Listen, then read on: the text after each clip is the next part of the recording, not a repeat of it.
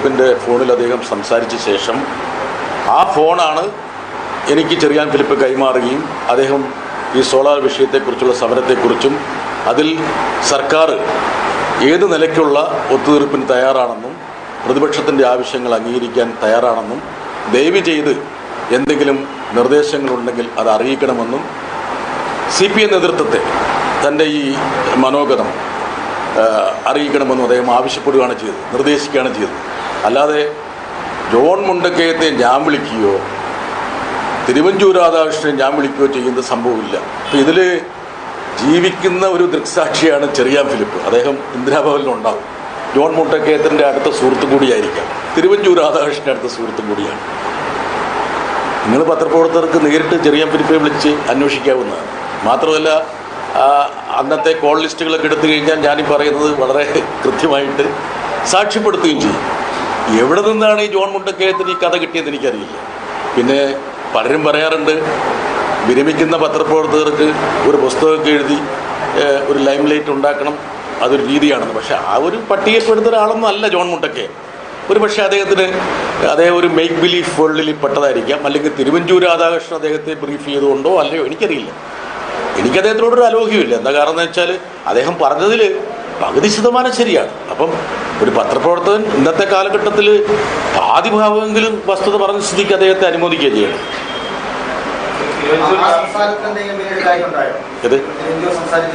തിരുവഞ്ചൂർ സംസാരിക്കുകയും തിരുവഞ്ചൂർ അതിനുശേഷം തുടർച്ചയായി എന്നെ വിളിക്കുകയും ചെയ്തിട്ടുണ്ട്. മാത്രമല്ല തിരുവഞ്ചൂർ എന്നെ കാണണം എന്ന് പറഞ്ഞു. അപ്പം ഞാൻ പറഞ്ഞു, നിങ്ങൾ കേരളത്തിൻ്റെ ആഭ്യന്തരമന്ത്രിയാണ്, നിങ്ങൾ എന്നെ വന്ന് കാണേണ്ട കാര്യമില്ല. നിങ്ങൾക്ക് എന്നെ കാണണം എന്നുണ്ടെങ്കിൽ ഞാൻ നിങ്ങളെ വന്ന് കാണാം. യഥാർത്ഥത്തിൽ അന്ന് ഞാൻ അദ്ദേഹത്തെ കാണാൻ പോയപ്പോൾ എൻ്റെ കൂടെ ചെറിയാൻ ഫിലിപ്പും ഉണ്ട്. അപ്പോൾ ചെറിയാൻ ഫിലിപ്പ് എൻ്റെ രാഷ്ട്രീയ പാർട്ടിക്കാരനും അല്ല, CPM അല്ല, അദ്ദേഹം കോൺഗ്രസ്സിലാണ്. അദ്ദേഹത്തിനോട് ചോദിച്ചാൽ മതി, അദ്ദേഹം പറയും. അന്നത്തെ തിരുവഞ്ചൂരുമായിട്ടുള്ള അന്നത്തെ കൂടിക്കാഴ്ചയിൽ ചെറിയാൻ ഫിലിപ്പും പങ്കെടുത്തതാണ്. ജോൺ മുണ്ടക്കയത്തിന് എവിടെ വിവരം കിട്ടിയെന്ന് എനിക്കറിയില്ല കേട്ടോ. അതാണ് മുഖ്യമന്ത്രി രാജിവെക്കണമെന്ന ആവശ്യം മാറി ഈ ജുഡീഷ്യൽ അന്വേഷണം എന്ന തീരുമാനത്തിലേക്ക് എത്തിയത് അതിനുശേഷമാണോ? ജുഡീഷ്യൽ അന്വേഷണം എന്നുള്ളത് ഇടതുപക്ഷത്തിൻ്റെ ഒരു ആവശ്യമായിരുന്നു. എല്ലാ സമരങ്ങളിലും മുദ്രാവാക്യങ്ങൾ വെക്കും. സ്വാഭാവികമായിട്ട് എല്ലാ മുദ്രാവാക്യങ്ങളും സാക്ഷാത്കരിക്കപ്പെടാൻ ചിലപ്പോൾ സാധ്യത ഉണ്ടാവില്ല, ചിലപ്പോൾ പറ്റും.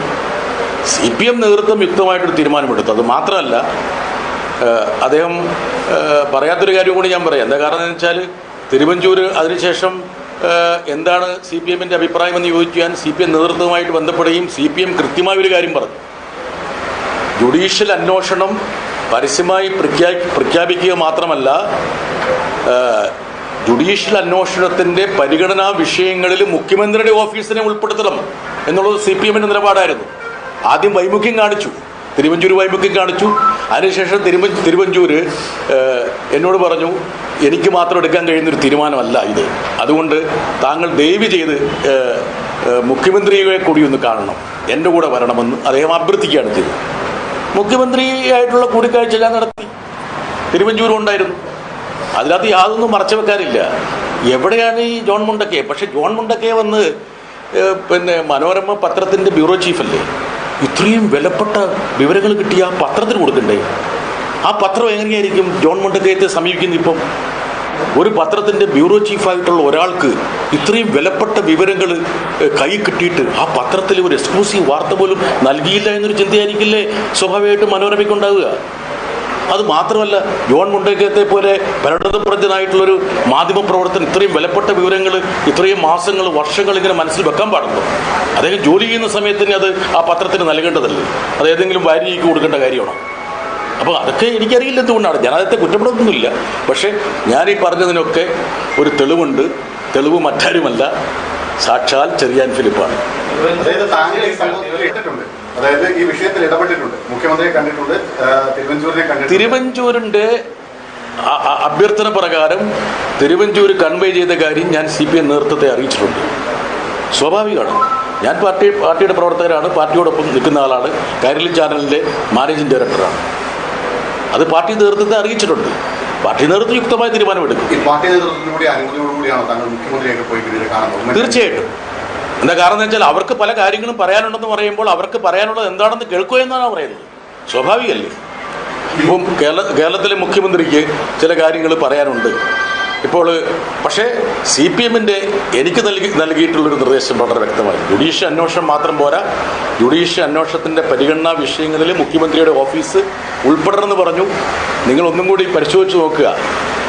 ആ ജുഡീഷ്യൽ അന്വേഷണത്തിൻ്റെ പരിധിയിൽ മുഖ്യമന്ത്രിയുടെ ഓഫീസ് വരികയും ജസ്റ്റിസ് ശിവരാജൻ മുഖ്യമന്ത്രിയെ വിളിച്ച് മൊഴിയെടുക്കുകയും, അത് എത്ര നേരം മൊഴിയെടുത്തത്, ജസ്റ്റിസ് ശിവരാജൻ്റെ റിപ്പോർട്ടും ഇന്ന് നമ്മുടെ സമക്ഷമുണ്ട്. അതിൽ മുഖ്യമന്ത്രിയുടെ ഓഫീസിനെ കുറിച്ച് എത്രയോ പേജുകളുള്ള പരാമർശങ്ങളുണ്ട്. അപ്പോൾ സ്വാഭാവികമായിട്ടും മുഖ്യമന്ത്രിയുടെ ഓഫീസിനെ ആ ജുഡീഷ്യൽ അന്വേഷണത്തിൻ്റെ പരിധിയിൽ നിന്ന് മാറ്റി നിർത്തണമെന്നുള്ള ഒരു നിലപാടായിരുന്നു അവർ ആദ്യം സ്വീകരിച്ചത്. പക്ഷേ പിന്നീട് അതും കൂടി അംഗീകരിക്കാനുണ്ടായത്.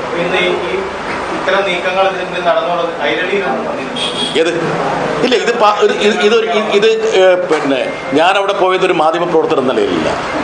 ഇപ്പം എൻ്റെ ഒരു റോള് അവിടെ CPM പ്രവർത്തകൻ, അത് മാത്രമല്ല തിരുവഞ്ചൂർ അഭ്യർത്ഥിച്ച പ്രകാരമുള്ളതാണ്. ഒരു മാധ്യമപ്രവർത്തകൻ്റെ ജോലി ചെയ്യേണ്ടത് ജോൺ മുണ്ടക്കയാണ്. ഞാൻ കൈരളി TV-യുടെ മാനേജിംഗ് ഡയറക്ടറും CPM-ൻ്റെ ഒരു പ്രവർത്തകനുമാണ്. സാധാരണഗതിയിൽ സമരങ്ങൾ നടക്കുന്ന ചർച്ചകൾ ഉണ്ടാവും. അപ്പൊ അതുപോലെയുള്ള ഒരു ചർച്ചയാണ് ഇത് നടന്നത്, സമരം എന്നുള്ളതാണ്. അങ്ങനെ ഒരു കൂലങ്കഷമായ സമഗ്രമായ ചർച്ചയിൽ ഉണ്ടായിരുന്നില്ല. തിരുവഞ്ചൂർ രാധാകൃഷ്ണനെ സംബന്ധിച്ചിടത്തോളം അദ്ദേഹത്തിന് എന്ത് വിട്ടുവീഴ്ച ചെയ്തും ഈ സമരം അവസാനിപ്പിക്കണമെന്നുള്ള ആഗ്രഹമുണ്ടായിരുന്നു. അതുകൊണ്ടാണ് അദ്ദേഹം എന്നെ ബന്ധപ്പെട്ടത്. ആദ്യം എന്നെയല്ല ബന്ധപ്പെട്ടത്, എന്നെ ബന്ധപ്പെടുന്നതിന് മുന്നോടിയായിട്ട് കൈരളി TV-യിൽ അന്ന് പ്രവർത്തിച്ചിരുന്ന ചെറിയാൻ ഫിലിപ്പിനെയാണ് ബന്ധപ്പെട്ടത്. അദ്ദേഹത്തിൻ്റെ ഫോണിലാണ് സംസാരിച്ചത്. അദ്ദേഹത്തിൻ്റെ ഫോണിൽ സംസാരിച്ച ശേഷം ആ ഫോൺ എനിക്ക് കൈമാറുകയാണ് ചെയ്തത്. അതിനുശേഷമാണ് അദ്ദേഹത്തിൻ്റെ ആഗ്രഹപ്രകാരം അദ്ദേഹത്തെ കണ്ടത്. ആ കൂടിക്കാഴ്ചയിൽ ചെറിയാൻ ഫിലിപ്പും പങ്കെടുത്തു. അദ്ദേഹം കോൺഗ്രസിലെ പ്രധാനപ്പെട്ട ഒരു നേതാവല്ലേ. ജോൺ മുണ്ടക്കയത്തിൻ്റെ ഫ്രണ്ടാണ്, തിരുവഞ്ചൂരിൻ്റെ സഹപ്രവർത്തകരാണ്. അദ്ദേഹത്തോട് ചോദിച്ചാൽ പോലെ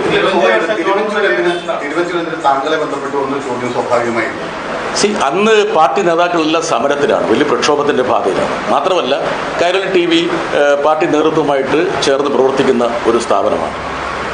അങ്ങനെ പല ഘട്ടങ്ങളിലും ഗുഡ് ഓഫീസ് ഉപയോഗിക്കാം.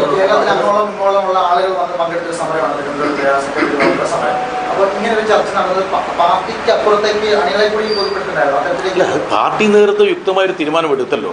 അതുകൊണ്ടാണല്ലോ സഖാവ് പിണറായി വിജയൻ അത് സമരം പിൻവലിക്കുന്ന കാര്യം സെക്രട്ടേറിയറ്റ് സമരത്തിൻ്റെ മുന്നിൽ പോയി പ്രഖ്യാപിക്കുകയും ചെയ്തു. പിന്നീട് അതിനുശേഷമുള്ള രാഷ്ട്രീയ സംഭവവാസങ്ങൾ നിങ്ങൾക്കറിയാം. പിന്നീട് നടന്ന നിയമസഭാ തിരഞ്ഞെടുപ്പിൽ 91 സീറ്റോടെ ഇടതുപക്ഷം അധികാരത്തിലേക്ക് വന്നു. സോളാർ അന്നത്തെ ഏറ്റവും പ്രധാനപ്പെട്ട പ്രചരണ വിഷയമായിരുന്നു. സോളാർ എന്നുള്ള പ്രചരണ വിഷയം CPM വേണ്ടെന്ന് വെച്ചു. അത് വളരെ ശക്തിയുക്തം മുന്നോട്ട് കൊണ്ടുപോവുകയല്ലേ ചെയ്തത്.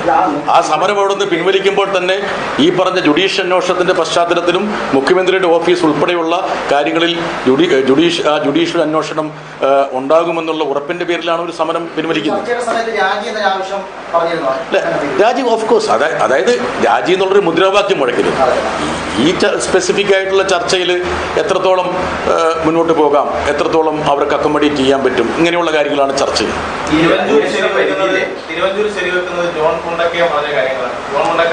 അതപ്പോൾ സ്വാഭാവികമായിട്ടും ജോൺ മുണ്ടക്കയത്തെ ഇത് ബ്രീഫ് ചെയ്ത് തിരുവഞ്ചൂർ എന്നുള്ള കാര്യം വ്യക്തമായല്ലോ.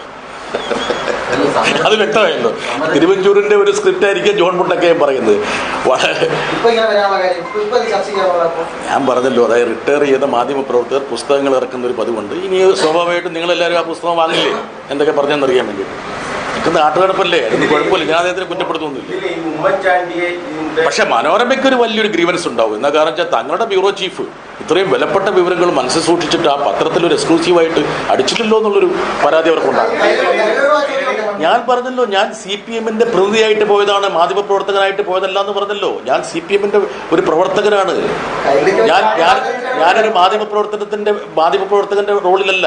ഞാൻ ഉദാഹരണം പറഞ്ഞു, ഒരു സെക്കൻഡ്, ഞാനിപ്പോൾ കൈരളി TV-യുടെ ചീഫ് എഡിറ്ററാണ്, MD ആണ്, അതോടൊപ്പം തന്നെ രാജ്യസഭാ അംഗമാണ്. ഞാനിപ്പോൾ രാജ്യസഭയിൽ സംസാരിക്കുന്നത് കൈരളി TV-യുടെ എഡിറ്റോറിയൽ എന്നുള്ള രീതിയിലാണോ സംസാരിക്കുന്നത്? എനിക്ക് മൾട്ടിപ്പിൾ റോൾ ഉണ്ട്.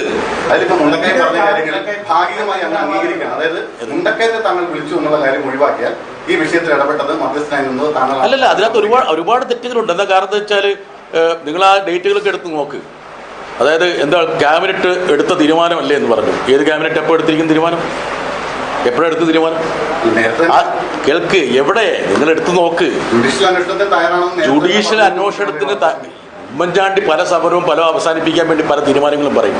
അദ്ദേഹം പരസ്യമായി പ്രഖ്യാപിക്കണമെന്നും അത് ആ പരിഗണനാ വിഷയങ്ങളിലേക്ക് മുഖ്യമന്ത്രിയുടെ ഓഫീസ് വരണമെന്നുള്ള കൃത്യമായിട്ടുള്ള ആവശ്യം പിന്നീട് അംഗീകരിച്ച എവിടെയാണ്? ഫോർമലായിട്ട് അംഗീകരിച്ചപ്പോഴാണ്. അദ്ദേഹത്തിൻ്റെ പ്രഖ്യാപനത്തിന് ശേഷമാണ് ക്യാബിനറ്റ് തീരുമാനിക്കുന്നത്. നിങ്ങൾ പരിശോധിച്ച് നോക്ക്. എനിക്ക് തോന്നുന്നു ആ പ്രഖ്യാപനം നടത്തിയത് ഓഗസ്റ്റ് 13-ാം തീയതി ആയിരിക്കും 2013. അതിനുശേഷം 2 ദിവസം കഴിഞ്ഞിട്ടായിരിക്കണം മിക്കവാറും ക്യാബിനറ്റ് തീരുമാനം എടുത്തിട്ടുണ്ടാവുക. അതൊക്കെ നമുക്ക് യഥാർത്ഥത്തിൽ പരിശോധിച്ച് കണ്ടെത്താൻ കഴിയുന്ന കാര്യങ്ങളാണ്. ഈ സമരം നടന്ന് ഇത്രയും ഇത് കഴിഞ്ഞിട്ടും ജനങ്ങളെല്ലാം തന്നെ ഇത്തരത്തിലുള്ളൊരു വലിയ സമരം ഉണ്ടായി. അതിനുശേഷം കൃത്യമായ തോതിൽ ഇങ്ങനെ ഒരു ചർച്ച നടത്തി തിരുവനന്തപുരം ഇങ്ങോട്ടേക്ക് ചർച്ചയ്ക്ക് വിളിച്ചു. ഈ കാര്യങ്ങളെല്ലാം ഒരു പബ്ലിക് ഡൊമൈനിലേക്ക് അവതരിപ്പിക്കാൻ ആ സമയത്ത് പോലും ഇത് സമരം അവസാനിച്ചില്ല. നമ്മളിപ്പോൾ ഉദാഹരണം പറഞ്ഞാൽ നമ്മളെ എത്രയോ ആൾക്കാർ ബന്ധപ്പെടാറുണ്ട്, പല ആൾക്കാരും ബന്ധപ്പെടാറുണ്ട്. അത് ചില കാര്യങ്ങൾ നമുക്ക് പറയേണ്ടത് പറയാം, പറയേണ്ടത് പറയില്ല. അതൊക്കെ തന്നെ ഇങ്ങനെയില്ല. അല്ല, അതല്ല അവിടെ അതിൻ്റെ അകത്ത് ഉദാഹരണം പറഞ്ഞാൽ ഞാൻ അവിടെ ഒരു പത്രസമ്മേളനം വിളിച്ചിട്ട് ഇങ്ങനെ തിരുവഞ്ചൂര് വിളിച്ചു, അല്ലെ തിരുവഞ്ചൂരിനെ കണ്ടു എന്ന് പറയേണ്ട യാതൊരു സാങ്കത്യമില്ല. അതൊക്കെ അവിടെ പാർട്ടി നേതൃത്വം വ്യക്തമായ തീരുമാനമെടുക്കും. ഞാൻ പാർട്ടിക്ക് വിധേയപ്പെട്ട് CPM-നെ വലിയ പ്രതിരോധത്തിലാക്കിയതായിരുന്നു ഈ സമരം പെട്ടെന്ന് പിൻവലിച്ചു എന്നൊരു ആരോപണം ഉണ്ടാവുന്നത്. എന്നിട്ട് അങ്ങനെ ഒരു സംഭവം ഉണ്ടായിട്ട് പോലും, അങ്ങനെ ഒരു ആരോപണം ഉണ്ടായിട്ട് പോലും എന്തുകൊണ്ട് കൈരളി അന്ന് അത്തരം ഒരു വാർത്ത കൊടുക്കാൻ തയ്യാറായി? അതായത് തിരുവഞ്ചൂർ ബന്ധപ്പെട്ടിട്ടാണ് ഇത്തരത്തിൽ സമരം പിൻവലിച്ചത് എന്നൊരു വാർത്ത അന്ന് കൈരളി. തിരുവഞ്ചൂർ ബന്ധപ്പെട്ടുകൊണ്ടല്ല, CPM-ന്റെ ആവശ്യങ്ങൾ, ഇടതുപക്ഷത്തിന്റെ ആവശ്യങ്ങൾ അംഗീകരിച്ചുകൊണ്ടാണ്. അത് കൈരളി വാർത്ത കൊടുത്തിട്ടുണ്ട്. അത് കൈരളി എങ്ങനെയാണ് വാർത്ത കൊടുത്തത്? ബഹുമാനപ്പെട്ട മുഖ്യമന്ത്രിയുടെ പ്രതികരണമാണ് വാർത്തയായിട്ട് കൊടുത്തത്. അതിനകത്ത് താങ്കൾ ഇടനില നിന്നുമാണ് ആ ചർച്ച വാക്കല്ല അദ്ദേഹത്തിന്, ഞാൻ പറഞ്ഞല്ലോ, അദ്ദേഹത്തിന് ഇതിനകത്ത് ഈ ഒരു റോളും ഇല്ലെന്നുള്ളതാണ് ഞാൻ മനസ്സിലാക്കുന്നത്. സോളാർ സമരത്തിൽ ഏറ്റവും കൂടുതൽ വാർത്തയായിട്ട് ഉൾപ്പെടെ കയ്യിലാണ് താങ്കൾ ആ ചുമതലയുള്ള ആളുമാണല്ലോ. അപ്പോൾ ഈ ഒരു കാര്യം ഇങ്ങനെ ചർച്ചയ്ക്ക് വന്നത് ഒരുപക്ഷെ ഒരു വിട്ടുവീഴ്ച ചെയ്യുകയാണ്, ഞങ്ങൾ തോൽവി സംഭവിക്കുകയാണെന്ന് അതിനകത്തൊന്നുമില്ല. എന്താ കാരണം വെച്ചാൽ എല്ലാ സമരങ്ങളും, ആ സമരങ്ങൾ വൻ വിജയമായിരുന്നു എന്ന് പിന്നീടുള്ള ജനവിധി വ്യക്തമാക്കി തന്നു. 91 സീറ്റോടുകൂടി ഇടതുപക്ഷം അധികാരത്തിലേക്ക് വന്നു. സോളാർ ഇന്നും ചർച്ച ചെയ്യപ്പെടുന്നു. ആ വിഷയം അത്രത്തോളം ജനങ്ങളുടെ ശ്രദ്ധയിൽ കൊണ്ടുവരാനുള്ള ഒരു പ്രധാനപ്പെട്ട പ്രചരണ വിഷയമായിട്ട് മാറി. ഈ ഉമ്മൻചാണ്ടിയെ ഈയുടെ ഓഫീസിനെ ഈ അന്വേഷണ പരിധിയിൽ ഉൾപ്പെടുത്തണം എന്ന് തീരുമാനിക്കുണ്ടായി. അത് കോൺഗ്രസിൽ നിന്നുള്ള ഏതെങ്കിലും തരത്തിലുള്ള ഇടപെടലിന്റെ ഭാഗമായിട്ടാണോ? തിരുവഞ്ചൂരിന് അത്തരത്തിലുള്ള ഗൂഢലക്ഷ്യം അതിന്റെ പിന്നിൽ ഉണ്ടായി എന്ന് ഇപ്പോൾ സംശയിക്കുന്നുണ്ട്. കോൺഗ്രസിന്റെ ഉള്ളിലെ സമ്മർദ്ദ വേലിയേറ്റങ്ങൾ ആരോട് പറഞ്ഞു? അവിടെ തിരുവഞ്ചൂരിന് സമ്മർദ്ദമുണ്ടായിരുന്നോ? തിരുവഞ്ചൂർ ഉമ്മൻചാണ്ടിയെ പെടുത്തിയോ? KC Joseph തിരുവഞ്ചൂരിനെ കുറ്റപ്പെടുത്തിയോ? ഒന്നും എനിക്കറിയില്ല. അതൊക്കെ പത്രങ്ങളിൽ വന്നത് മാത്രമേ ഉള്ളൂ. അവരുടെ ആഭ്യന്തര കാര്യങ്ങളൊന്നും അന്വേഷിക്കേണ്ട കാര്യം എനിക്കില്ല.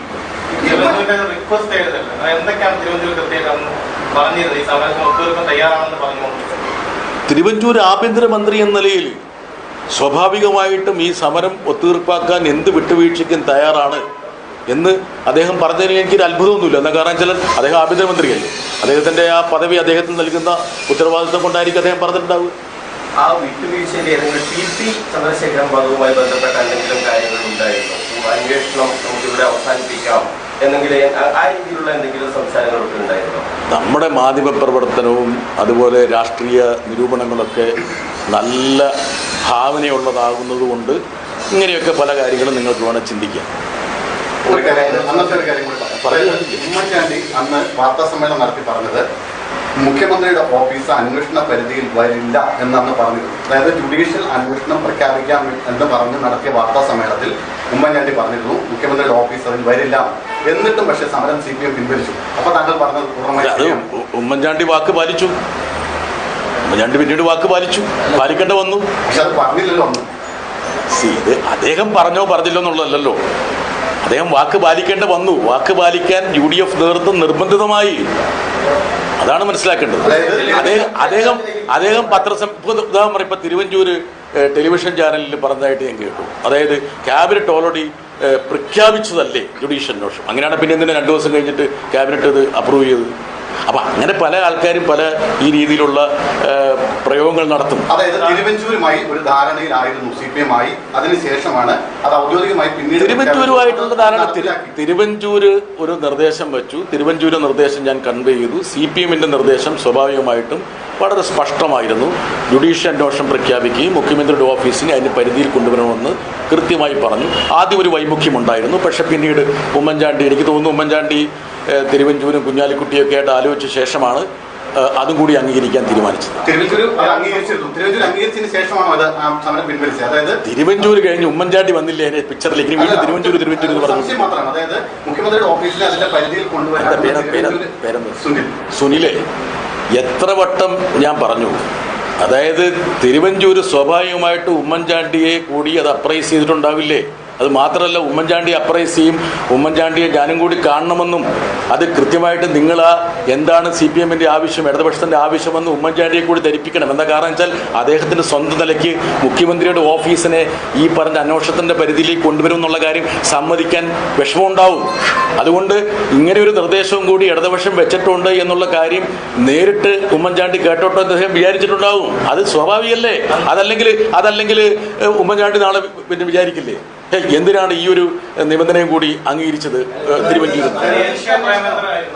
എനിക്കറിയാം, LK പ്രേമേന്ദ്രനുമായി ഞാൻ ബന്ധപ്പെട്ടിട്ടില്ല.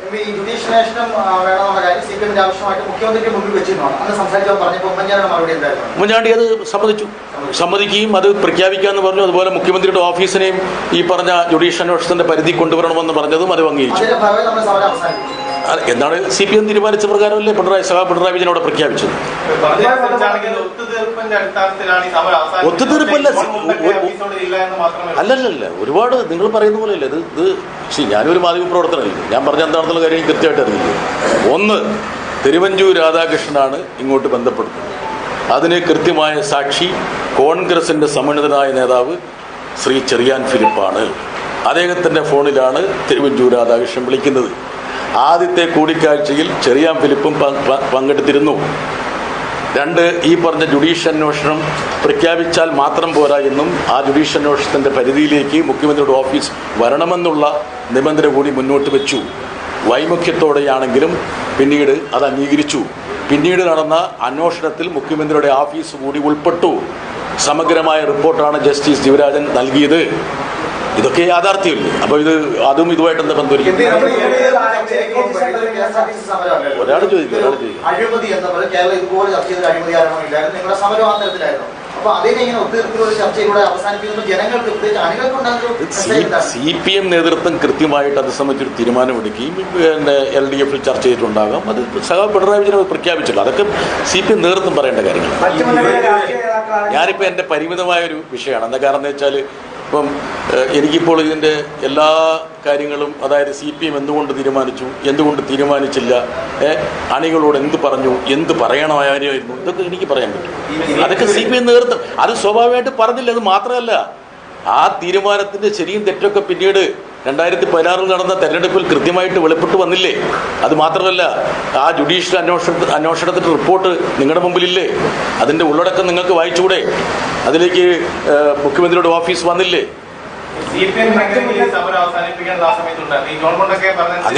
അങ്ങനെയാണെങ്കിൽ പിന്നെ ജോൺ മുണ്ടക്കയും പറഞ്ഞ് ശരിയാവൂലേ? ഞാനിവിടെ കോൺഗ്രസിന്റെ സമ്മന്നതനായ നേതാവ് ചെറിയാൻ ഫിലിപ്പിനെ സാക്ഷിയാക്കിക്കൊണ്ടല്ലേ ഇതെല്ലാം പറയണത്. ഈ തിരുവഞ്ചൂർ പഠിക്കുമ്പോ ഈ ചെറിയാൻ ഫിലിപ്പ് താങ്കളുടെ സമീപത്തിൽ ഉണ്ടായിരുന്നു, അങ്ങനെയാണോ? അതിന് മുമ്പ് ചെറിയാൻ ഫിലിപ്പിനോട് സംസാരിച്ചോണ്ട് അറിയില്ല. ചെറിയാൻ ഫിലിപ്പിന്റെ ഫോണിലാണ് സംസാരിച്ച ശേഷം ആ ഫോണാണ് എനിക്ക് കൈമാറുന്നത്. അത് അദ്ദേഹത്തിനോട് ചോദിച്ചാൽ അതേ കൈരളിയുടെ ഭാഗമായി പ്രവർത്തിക്കുകയായിരുന്നു. ചെറിയാൻ ഫിലിപ്പ് അന്ന് കൈരളിയുടെ ഭാഗമായിട്ട് കൈരളിയിൽ തുടർച്ചയായി വന്നിരുന്ന ആളാണ്. എൻ്റെ ഓഫീസിൽ അദ്ദേഹം ഉണ്ടായിരുന്നു. അതെങ്ങനെ മോനെ എനിക്ക് പറയാൻ പറ്റില്ല.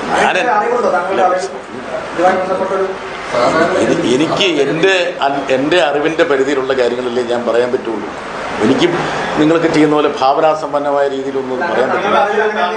എനിക്കറിയില്ല. ഞാൻ അവരുടെ തീരുമാനം എന്താണെന്നും അവരെ സംബന്ധിച്ച കാര്യവും പിന്നെ അന്ന് CPM നേതൃത്വത്തെ അറിയിച്ചു. CPM നേതൃത്വം പിന്നീട് യുക്തമായ തീരുമാനം എടുത്തിട്ടുണ്ട്.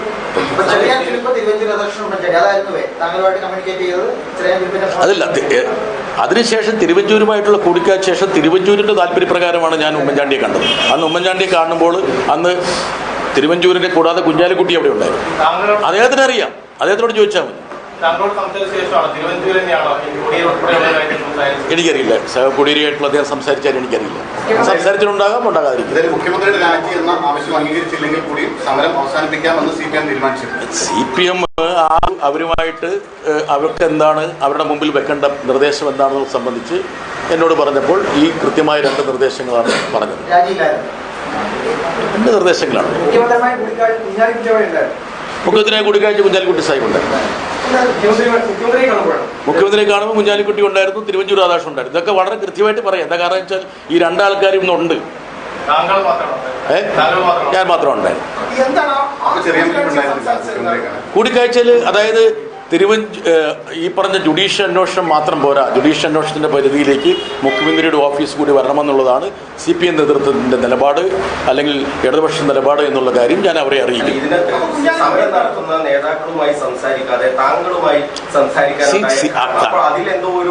അതിനകത്തൊന്നുമില്ലെന്ന്. എന്താ കാരണം ഒരു സെക്കൻഡ്, സമരം നടത്തുന്ന നേതാക്കളുമായിട്ട് ചിലപ്പോൾ ആ സമയത്ത് സംസാരിക്കാൻ നിവൃത്തി ഉണ്ടാവില്ല. എന്താ കാരണം അവർ സമരത്തിലല്ലേ.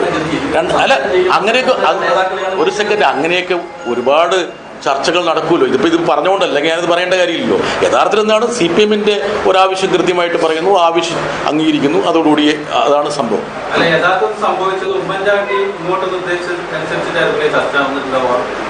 ഏത് അത് തിരുവഞ്ചൂരിനോട് ചോദിക്കണം, എനിക്കറിയില്ല. എനിക്കറിയാത്ത കാര്യങ്ങളെക്കുറിച്ച് ഞാൻ എങ്ങനെ പറയും.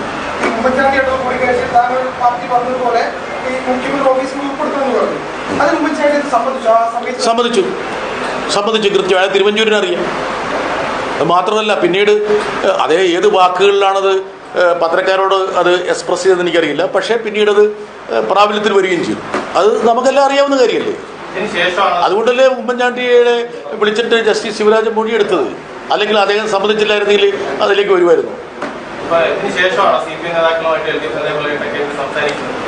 ഞാൻ CPM നേതൃത്വത്തെയാണ് ഇങ്ങനെയുള്ള ഈ കാര്യങ്ങൾ കൃത്യമായിട്ട് ഇതൊക്കെയാണ് അവർ പറയുന്നതെന്ന് ബോധ്യപ്പെടുത്തി. അത്ര. അതിനുശേഷം എപ്പോഴെങ്കിലും ഈ കേസുമായി ബന്ധപ്പെട്ട്, സോളാർ കേസുമായി എന്തെങ്കിലും ഒരു ചർച്ചയിൽ ഇതേപോലുള്ള ബന്ധപ്പെടൽ താങ്കളെ ആരെന്നെ ഇത് അതിനുശേഷം ഇതുമായി ബന്ധപ്പെട്ടൊരു കാര്യത്തിൽ അല്ല, ഈ ഒരു പർട്ടിക്കുലർ വിഷയം, അതായത് CPM നേതൃത്വത്തിൻ്റെ അല്ലെങ്കിൽ ഇടതുപക്ഷത്തിൻ്റെ പ്രധാനപ്പെട്ട ആവശ്യങ്ങൾ എന്താണെന്നുള്ളത് കൺവേ ചെയ്യൽ, അത്ര കൺവേ ചെയ്യും. ആ സമയത്ത് എല്ലാ നേതാക്കളും സമരത്തിലായിരുന്നു. സ്വാഭാവികമായിട്ടും അങ്ങനെ ഒരു ചർച്ചയ്ക്ക് ഒരു സ്കോപ്പ് ഉണ്ടായിട്ടുണ്ടാവില്ല. അതുകൊണ്ടായിരിക്കും തിരുവഞ്ചൂരിനെ ബന്ധപ്പെട്ടുണ്ടാവുക. ഞാൻ പാർട്ടിയുമായിട്ട് ചേർന്ന് നിൽക്കുന്ന പാർട്ടിയുടെ ഒരു പ്രവർത്തനം എന്ന നിലയിൽ ഞാൻ അദ്ദേഹം ഇങ്ങനെ ബന്ധപ്പെട്ടുവെന്നും ഇന്ന കാര്യങ്ങൾ പറയുന്നുവെന്നും അവരെ ധരിപ്പിക്കുകയും ചെയ്തു. അപ്പോൾ അവർ പറയുന്നത് എന്താണെന്ന് കേൾക്കൂ എന്ന് പറഞ്ഞു. കേട്ട ശേഷം CPM-ന്റെ നിലപാട്, CPM നേതൃത്വത്തിൻ്റെ നിലപാട് ഞാൻ അവരെ അറിയിക്കുകയും ചെയ്തു. ആ ഒരു വൈമനസ്യത്തോടെ ആണെങ്കിലും അത് പിന്നീട് അംഗീകരിക്കുകയാണ് ചെയ്തത്. നിരവധി ഘടകകക്ഷി നേതാക്കളും CPM-ന്റെ സംബന്ധരായ നിരവധി നേതാക്കളും സമരസ്ഥലത്തുണ്ട്. പക്ഷെ അവരെ ആരെയും ബന്ധപ്പെടാതെ ജോൺ ബ്രിട്ടാസ്, ഞാൻ വീണ്ടും പറഞ്ഞല്ലോ, അവര് സമരരംഗത്തുള്ളത് കൊണ്ടായിരിക്കും അദ്ദേഹം എന്നെ വിളിച്ചതെന്ന്. അതിന് ജോൺ ബ്രിട്ടാസിനെ തന്നെ സെലക്ട് ചെയ്യാൻ അല്ല, ഇതിപ്പോൾ ഇതൊക്കെ അദ്ദേഹത്തോട് ചോദിക്കേണ്ട ചോദ്യങ്ങൾ. അതേ തിരുവഞ്ചൂർ എന്തിനാണ് ജോൺ ബ്രിട്ടാസിനെ വിളിച്ചതെന്നുള്ള എന്നോട് ചോദിച്ചിട്ട് കാര്യമാണ്. ആ തിരുവഞ്ചൂരിനോട് ചോദിക്കുമ്പോൾ തിരുവഞ്ചൂരിന്റെ ടെലിഫോൺ നമ്പർ വേണം. അതാ ഞാൻ ചോദിച്ചു. ഈ വിവാദത്തിന് ശേഷം മുണ്ടക്കയുമായി താങ്കൾ സംസാരിച്ചു? ഏത്? ഞാൻ സംസാരിച്ചിട്ടില്ല. ഞാൻ ഇതുവരെ സംസാരിച്ചിട്ടില്ല. തിരുവഞ്ചൂരുമായിട്ടൊന്നും സംസാരിച്ചിട്ടില്ല. അതായത് ജോൺ മുണ്ടക്കൈ ഇങ്ങനെ ഒരു പുസ്തകം എഴുതുന്നു എന്ന് പറഞ്ഞ് അറിഞ്ഞപ്പോൾ ഞാനങ്ങനെ അദ്ദേഹത്തിൻ്റെ സുഹൃത്തിനോട് പറഞ്ഞു, ഇല്ലാത്ത കാര്യമൊന്നും എഴുതി വെക്കരുത് തൊട്ടെന്ന് മാത്രം പറഞ്ഞു. ഇത് ബോംബാണോ എനിക്കറിയില്ല. അപ്പം ബോംബ് എന്തായിരിക്കും? ഇതിനാണോ ബോംബെന്ന് പറയുന്നത്? അല്ല, അതൊക്കെ അവർ എഴുതുന്നവർക്കല്ലേ. എന്താ കാരണം ഞാനിപ്പോൾ അദ്ദേഹത്തിൻ്റെ എഴുതാനുള്ള അവകാശത്തെ ചോദ്യം ചെയ്യുന്നു. അതൊക്കെ അവർ ചിന്തിക്കേണ്ട കാര്യമാണ്. എന്തിന്? എൻ്റെ അടുത്ത സുഹൃത്തില്ലേ ജോൺ മുണ്ടക്കയം, അദ്ദേഹം ഒരു പുസ്തകം എഴുതി അത് നന്നായിട്ട് വിറ്റ് നിങ്ങളെപ്പോലുള്ള ആൾക്കാരൊക്കെ അത് വായിക്കും. അത് വായിക്കാൻ പ്രേരിപ്പിക്കുന്ന രീതിയിലുള്ള ഘടകങ്ങൾ ഇതിനകത്തൊക്കെ ചേരുന്നത് നല്ലതല്ലേ. അദ്ദേഹത്തിന് ഞാൻ എല്ലാവിധ ആശംസകളും ഞാൻ നേരുകയാണ്.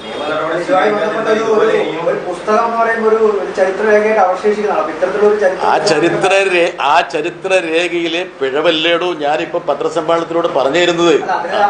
അപ്പൊ ഇതും കൂടെ ചേർത്തല്ലേ നിങ്ങൾ വായിക്കുക.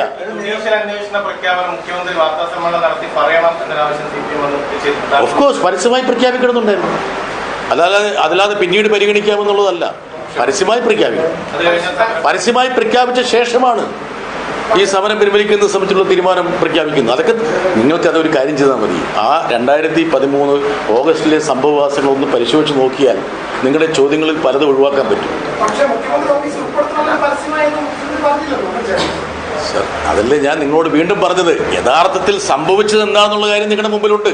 അദ്ദേഹത്തിൻ്റെ ഒരു വാക്കാണോ യഥാർത്ഥത്തിൽ സംഭവിച്ചതാണോ കൂടുതൽ പ്രസക്തിയുള്ളത്?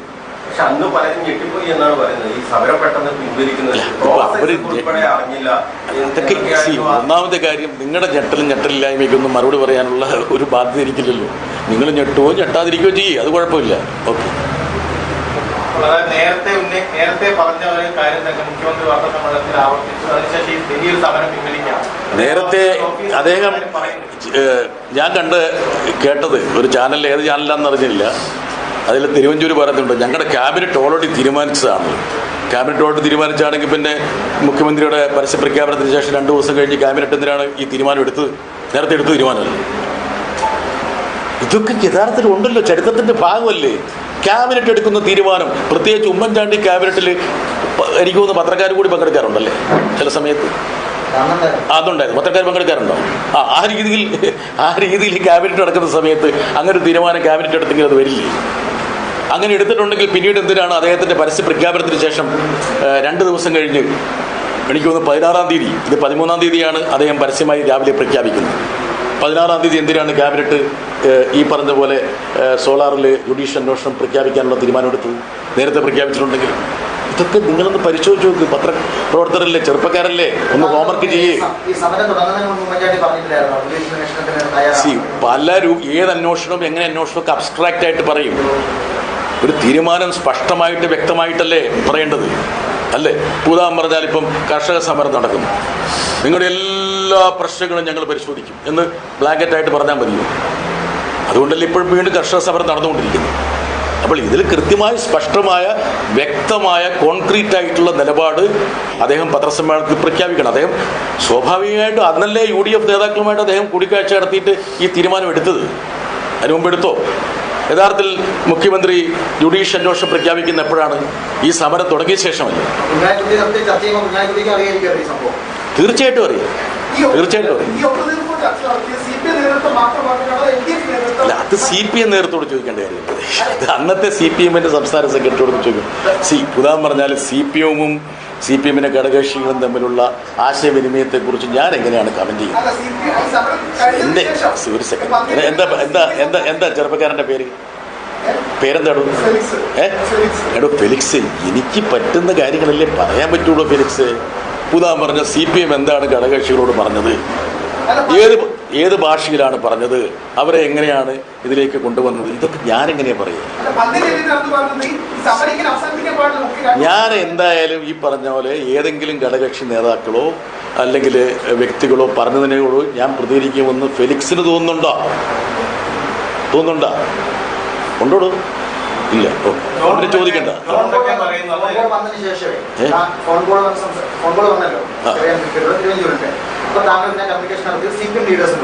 ഞാൻ തിരുവഞ്ചൂർ ഇങ്ങനെയൊരു നിർദ്ദേശം പറയുന്നുണ്ട്, അദ്ദേഹത്തിന് എങ്ങനെയെങ്കിലും സമരം തീർക്കണം, അദ്ദേഹത്തിന് ഏത് വിട്ടുവീഴ്ചയ്ക്ക് തയ്യാറാണ്, ഇത് CPM നേതൃത്വത്തെ എങ്ങനെയെങ്കിലും ഒന്ന് അറിയിക്കണമെന്ന് പറഞ്ഞ കാര്യം ഞാൻ CPM നേതൃത്വത്തെ അറിയിച്ചു.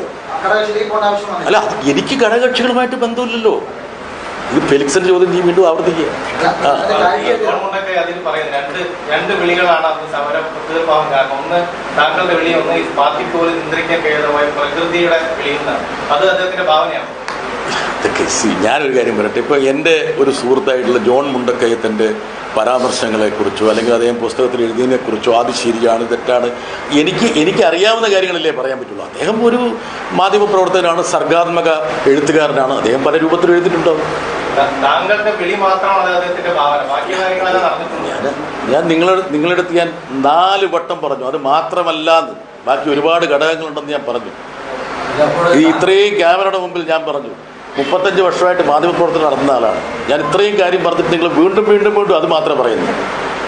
അദ്ദേഹത്തിനെ അല്ല, തിരുവഞ്ചൂർ ഇങ്ങോട്ട് വിളിച്ചതാണെന്ന് ഉൾപ്പെടെ എന്താണ് കൃത്യമായി നടന്ന ഉൾപ്പെടെയുള്ള കാര്യങ്ങൾ നിങ്ങളടുത്ത് ഞാൻ പറഞ്ഞു. വീണ്ടും താങ്കൾ അവിടെ കിടന്ന് കറങ്ങിക്കൊണ്ടിരിക്കുകയാണ്. ഒന്ന് ബ്രെയിൻ ഒന്ന് റിഫ്രഷ് ചെയ്യും.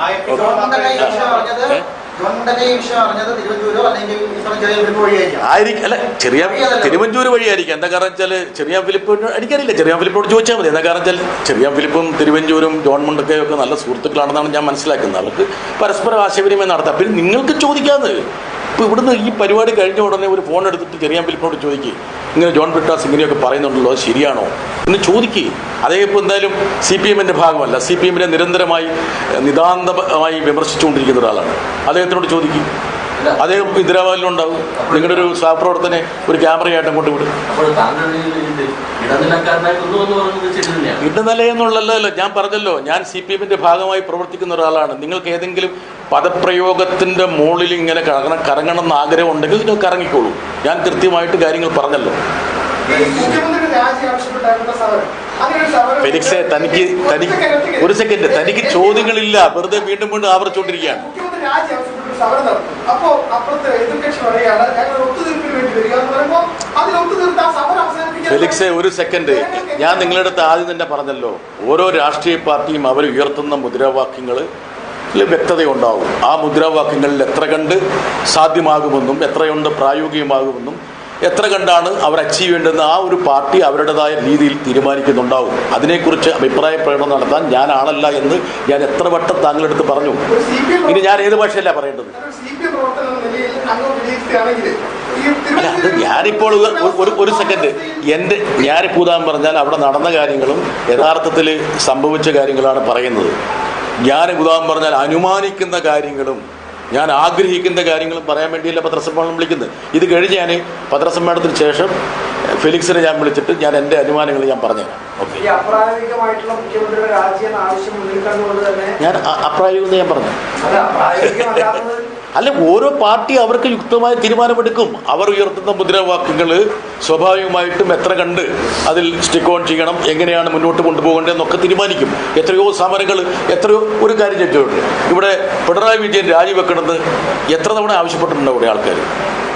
UDF എത്ര സമരം നടത്തിയിട്ടുണ്ട് ഇവിടെ? പിണറായി വിജയൻ രാജിവെക്കണമെന്ന് പറഞ്ഞിട്ട് ഇവിടുത്തെ മന്ത്രിമാർ രാജിവെക്കണമെന്ന് പറഞ്ഞ് എത്ര സമരം നടത്തിയിട്ടുണ്ട്? അവരൊക്കെ രാജിവെച്ച് കഴിഞ്ഞിട്ടാണ് അവർ സമരം അവസാനിപ്പിച്ചു. നിങ്ങൾ അവരോടെങ്കിലും ചോദിച്ചിട്ടുണ്ടോ? ഓക്കെ, ശരി, താങ്ക് യു.